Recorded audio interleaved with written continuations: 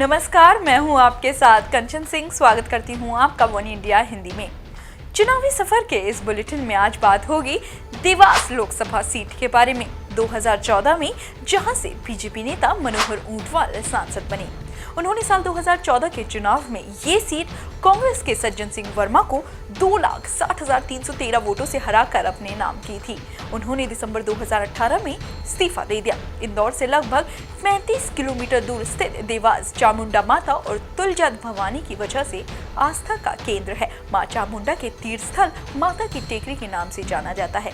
लोक मान्यता है कि यहाँ देवी माँ के 2 स्वरूप अपनी जागृत अवस्था में हैं। देवास की जनसंख्या 24,85,019 है, जिसमें से 73% लोग गांव में निवास करते हैं, तो वहीं 26% लोग शहरों से आते हैं। सीहोर, शाजापुर, देवास जिलों को कवर करने वाली इस संसदीय सीट को अनुसूचित जाति के लिए आरक्षित रखा गया है। देवास संसदीय सीट 2008 के लिए परिसीमन के बाद अस्तित्व में आई। इस संसदीय सीट के अंतर्गत विधानसभा की 8 सीटें आती हैं।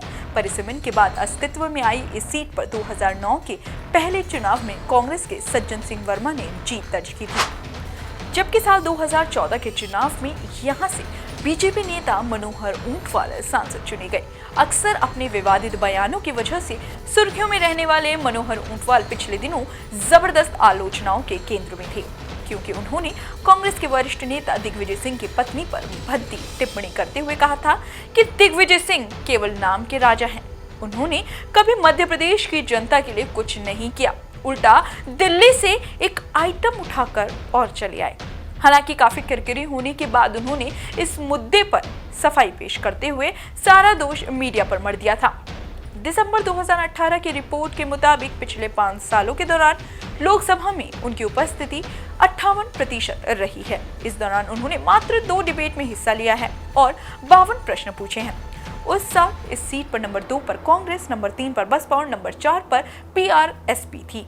उस साल यहाँ कुल वोटरों की संख्या 16,17,215 थी, जिसमें से मात्र 11,43,968 लोगों ने अपने मतों का प्रयोग कर मतदान किया था, जिनमें पुरुषों की संख्या 6,54,121 और महिलाओं की संख्या 4,89,847 थी। देवास की 88% आबादी हिंदू धर्म में और 11% लोग इस्लाम धर्म में आस्था रखते हैं।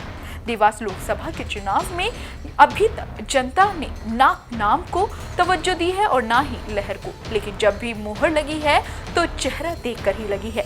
वैसे तो इस संसदीय क्षेत्र को ब्राह्मण और राजपूत बहुल माना जाता है, लेकिन जातिगत समीकरण भी कभी यहाँ कोई बड़ा कारनामा नहीं दिखा पाया और यहाँ की जनता ने पार्टी को नहीं नेता को तवज्जो दी है, जिसकी वजह से साल 2014 के चुनाव में मनोहर ऊंटवाल बाहरी होते हुए भी अपनी काबिलियत और कुशल चुनाव प्रबंधन की वजह से यहाँ पर विजयी हुए थे और इस सीट पर कांग्रेस के लोकप्रिय और देवास से बेहद जुड़े हुए नेता सज्जन सिंह वर्मा को हार का सामना करना पड़ा था। लेकिन क्या इस बार भी ऐसा कुछ होगा और इस सीट पर भगवा पताका फहराएगी? ये एक बड़ा सवाल है, जिसका जवाब हमें चुनाव परिणाम ही बताएंगे।